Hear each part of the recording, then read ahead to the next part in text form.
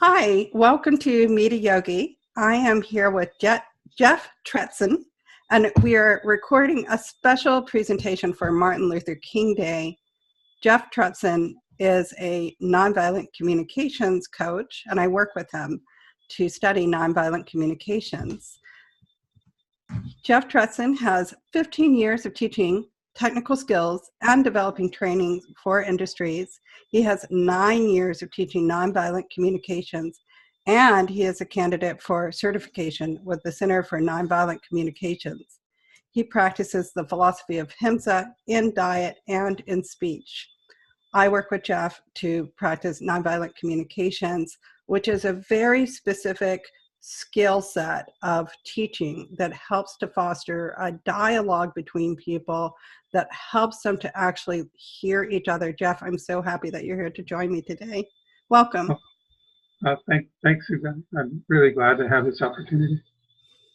I was wondering if you can just tell, I'm going to change my little settings so that we're both here on the screen at the same time for a minute. So I was wondering if you could just give people like a really brief idea of what nonviolent communications is, because I know when I've talked with people about it, it's like people seem to think that nonviolent communications is sort of like agreeing to whatever the other person says. Okay, and probably the best thing would be to explain how nonviolence is being used in this. And it's one of the things, Marshall Rosenberg, the man that came up with this process, I think he really struggled with what name he would use for it. And so he likes to say he uses nonviolence the same way Gandhi uses ahimsa, which Gandhi says ahimsa is when you have so much love in your heart, you wouldn't think of harming anything, which is very different from the absence of physical violence. And in the forward to the book, Nonviolent Communication, The Language of Life, in the second edition, it was written by Gandhi's grandson, Arun, and he talks about how his grandfather told him how what we think of physical violence is a result of passive violence, which is the violence we do in communication that probably most people aren't even aware of. Like, for example, somebody posts in Facebook a thing about how we need to call out Donald Trump as a racist. Well, just giving anybody the label of racist is a violent part of the violent communication. And it's kind of like, well, the thought is, well, if you don't call him a racist, how do you deal with it? But instead I think that's the part that people really struggle with is if I'm not labeling somebody, if I'm not judging somebody, then how can I express my concerns about them in a way that's productive? People don't just want to like ignore their own, reactions.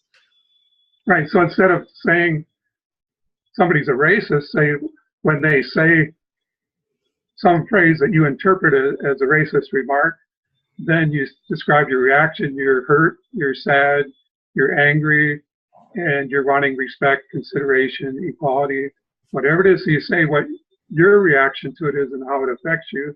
And then you finish it with how you want them to change their behavior. And that's the tricky part is what do you want them to do differently? And we're so used to saying what we don't want. Well, we don't want them to say any racist remarks. So, how does the other person know what your idea of a racist remark is? And so how are they supposed to be able to figure out what you think is racist and then filter out what they're saying so that they never say anything that's racist around you? And that's, it's such a challenge because we're not used to talking about what we want. We're really good at saying what we don't want. That was exactly what really stumped me. And it was sort of like literally like kind of brought me to my knees was that I realized I don't know what I feel or what I want. I know what the other person is doing that's annoying me, that I don't like. And it's so easy for me to identify and psychoanalyze the other person. But it was really shocking to me to realize that I did not know how to communicate what I wanted, my own emotions, my own needs. Like I just had never been taught to speak like that. Right, and that's the problem. It's an education problem. Our society teaches us how not to talk in nonviolent communication. And my experience is the more somebody studies whatever it is, whether it's they get a PhD or they study, religious philosophy or, spiritual things, the more they focus on being up in their head, then the more challenging it is for them to be down in their heart. And that's what nonviolent communication is, the language of the heart instead of the language of the head. So the language, our head likes to make judgments and analyze, and our heart wants to love, and our heart's where our feelings and our needs are. And you were going to say something? I was going to change the subject just a little bit, but I actually didn't want to cut you off from that because I thought it was really important. So I feel like that conflict comes all the time where my head is sort of creating all these arguments, but then my heart really actually wants connection. And that was, to me, the biggest lesson was realizing that when we break connection, that, that's when we actually harm not only others, but ourselves. And, that this inability to speak in a way where we can actually connect it's harmful to ourselves. It's because we can't create the loving relationships that we want. Right. And when you call somebody like a label, like a racist, and then you say it to them, then their response is to get defensive, because it's the same with any label. Nobody likes to be, put in a box and say, this is what you are. And that's kind of what labels do, is they bring up all the stereotypes. If you just think of any label you have, whether it's good or bad, as soon as you say this person's this label, then they're forced into this, in your mind, they're forced into this stereotype. And then you treat them based on that stereotype instead of, what's actually going on in the present moment. I had, after the election, I had several friends who had voted for Trump who are actually yoga teachers and very kind and loving people that I've known for many years.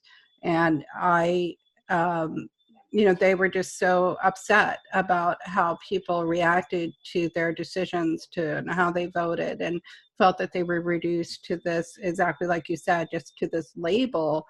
And they didn't feel like it accurately reflected who they were, and they didn't know how to communicate it. And they felt like, I noticed that, a lot of those people have stopped participating so much on Facebook, because I think they just feel like they don't know how to communicate their point of view in a way that other people can hear.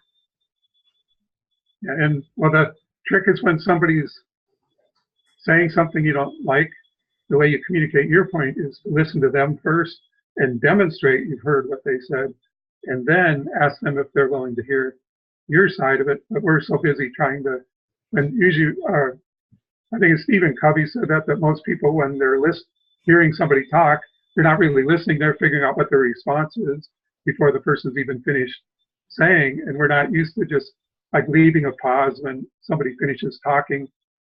And then if it looks like they want acknowledgement, acknowledge them. So this is what's important to you in what you just said. And that's so rare that anybody does that. And I know if I'm not in the intention of practicing nonviolent communication, sometimes I'll get caught up in that too, where I'm busy just talking and it's not really coming from the head or from the heart. It's just more of a heady conversation. Then I'll do that too. And so it's something to be aware of. It's one of my favorite quotes, that Stephen Covey quote, because it really is, it is true. And I think some of it is that it's talking is such a skill that it's like there's a part of me that has to prepare, because I feel like I'm not a great speaker. And so I feel like if I'm not really ready with a response, that somehow I won't be able to maintain my end of the conversation somehow.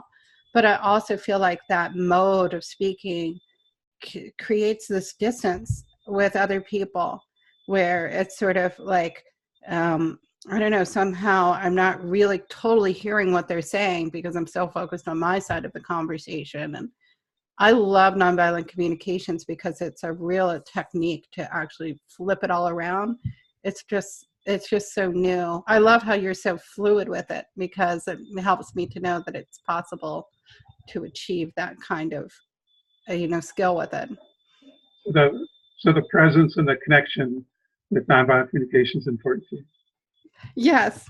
So I was deliberately demonstrating what we were just talking about. I love it. And if we hadn't brought it up, I probably wouldn't do it. I would just go on to my thing after you stopped talking. Can you describe exactly what you just did to people who are watching? I love it because we've practiced it together. And okay, so what I was listening to is trying to hear your feelings and needs you're talking about. And if you don't specifically state them, then I would kind of guess. But you talked about the connection, and you're kind of describing presence. I don't know if you used the word presence, but I threw that in there. And so, but if you hadn't, like if you were somebody who didn't have a feelings and needs vocabulary, then I would guess maybe something like, so you're excited about this or whatever. And then to try and that would help me kind of figure out, well, what's the need here. But it's more important with the negative emotions to kind of identify the emotion first and then work to the needs, because the emotion tells you whether your need is met or not. If you have a negative emotion, then you'd have some kind of unmet. And this is a great segue into your teaching. And so if you could begin, I know you brought a presentation with you, and I would love to, have you show this so that we can define the actual skills. And I want to spell this out just a little bit more too, that nonviolent communications is a technique that's used a lot of times in mediation. It's used a lot of times also with people who are just trying to learn how to communicate better. I think you've said that a lot of people come when their relationships are on the rocks when they find it. Right, when it's a last resort kind of thing.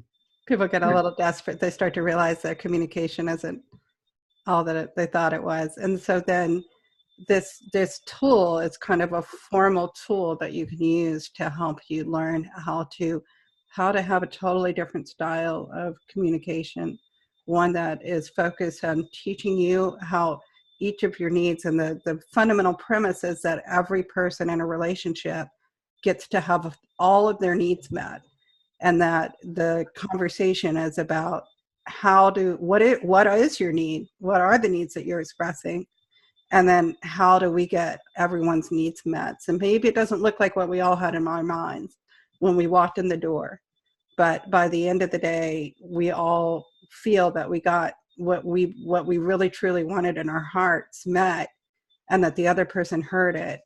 And so that's really sort of the premise. Is that a good explanation of it? Right, and you'd mentioned doing the presentation, so I lost a little focus because I was thinking about where I want to start in the presentation. Okay. But yeah, I think you covered it pretty well. And what most people want is to be heard. And that's what's real easy to demonstrate by reflecting feelings and needs. And I found people, they can go on a half-hour rant, and you say something like, so you're irritated and you want respect. You're like, yeah. And that's all they need to be heard. They don't need you to reflect back, give a summary of what they said. That's a lot of times that's plenty for most people. Yeah, that need to be heard is so important to people. And so often we don't give people that just true listening. And if we don't do that, then somehow like the whole conversation is stuck. Like, it's like they're waiting for you to say, I heard you. And until that happens, then, it's like, it doesn't matter what you say. And you're mentioning that people want to learn this when they have their problems in their relationship. And that's kind of the wrong time to learn it. That's like if you're on a plane and the pilot and co-pilot die, and you decide, well, this is the time I want to learn to fly the plane. And that's not the time when you want to learn to fly. You want to learn to fly in a flight simulator where if you screw up, you just reset the flight simulator. You don't want to learn to fly, when it's, you don't have much choice. When the storm's brewing. And most people want to take on their most difficult challenges. Say they had an argument with their spouse or their mother, somebody that's really important in their life, and then that's what they want to work on. And I found that using the mediation model or you start out as a neutral third party and then practice the skills is a much easier way to learn it, than just going in and trying to work on your own stuff, which I would say, working on yourself, I would say that's on a scale of 1 to 10, that's the 10. And then being like actually doing the formal mediation, that would make it like a 2 or a 3, because you're not attached to the results, and you have distance and you have no history with a person. And that's what makes it the hardest. The more history you have with somebody and the more important they are to you, then the harder it is to have empathy for them. Because you have all this story, they might say, some real nasty word like no, and then you remember 20 years ago they said no about something else, and that's what you're really mad about, is what happened 20 years ago. And then and that's what nonviolent communication does. It brings the awareness. Well, where's the anger really coming from? And it's shocking, like how much miscommunication there is. As I started getting into it, and I realized, like, it's somebody I know, sort of makes a little smirk or makes a little comment, and I hear all the stuff in it. Then when I really slow it down and talk to them, I learned that they didn't intend all of that stuff that I heard, but I heard it, and I reacted to it. And it's really tough. It's really tough in those long relationships not to hear all the history and everything. And it's really tough to sort of realize, like, okay, I'm reacting to things that really are not what's being intended. Sometimes, and then also sometimes I am reacting to things that are being intended, and they're hard. And that's the other thing that's really tough. And that was also a really nice thing about nonviolent communications, is it gives you a way to talk about those hard things, all those things that you sort of are tap dancing around, and finally getting them out in the open. And that's something that surprised me a lot, was being able to, really say those things and be willing to listen to the answers.